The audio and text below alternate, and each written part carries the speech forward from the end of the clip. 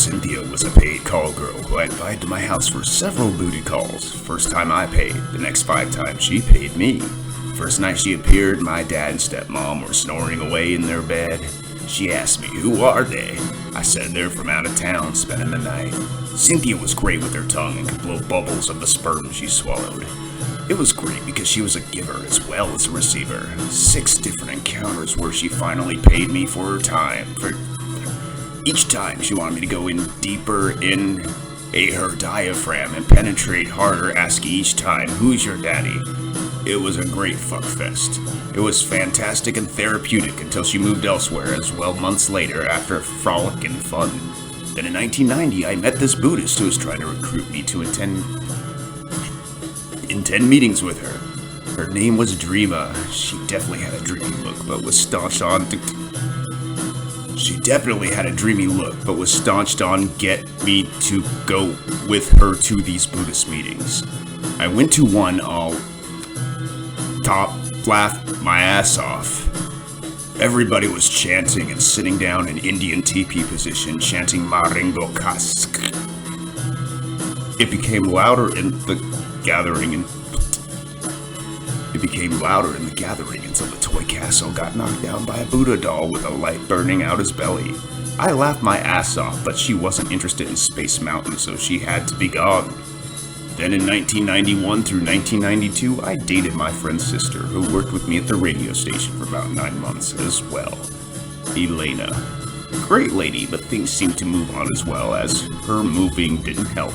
So many relationships that could have been only if these ladies didn't keep moving out of state.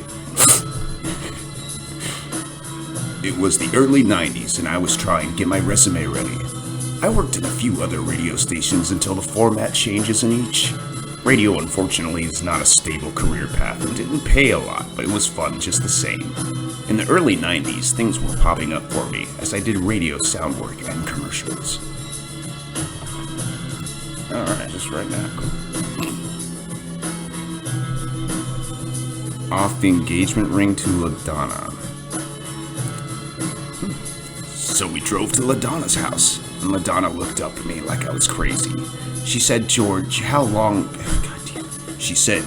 much was that ring? She said she's going to pawn it. I said to LaDonna, no, because we're going to get married, and she's coming home with me back to Virginia. I wouldn't tell her at the moment. It's numbed me. God damn. I said it was a good deal at sales. The night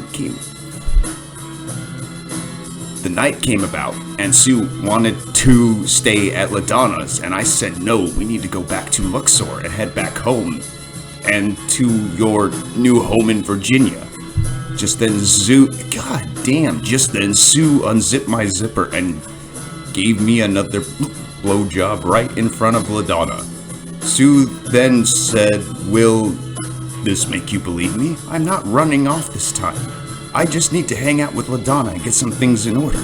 So after that, alright, but I'll be back in the morning. I looked at LaDonna and said, if she takes ring me as fast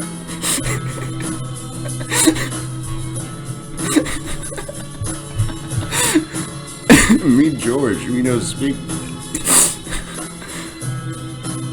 I'll be back at a moment's notice. I went back to the Luxor and started gambling on the roulette wheel. Just then around 5 a.m., I get a phone call from LaDonna.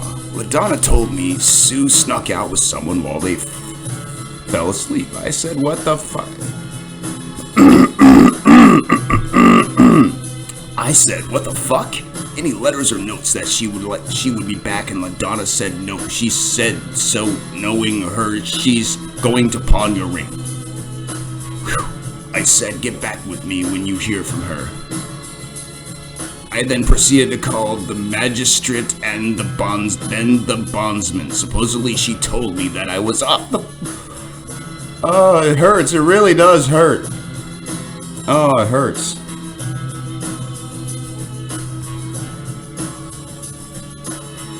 Supposedly, she told me that I was off the bond. I said, how is that? She said Sue came in with the money to release you from having custody. Then I said, how in the fuck is that possible? And then I realized it had to be the fact that she'd hawked the ring. I asked the bondsman if she used a ring or paid cash. The bondsman proceeded in saying that no, it was cash and no collateral. Ow! I said, are you sure there was a ring used? She said no. I told the bondsman of what happened, and she said, I'm sorry, but knowing her track record, you kinda knew this. It hurts.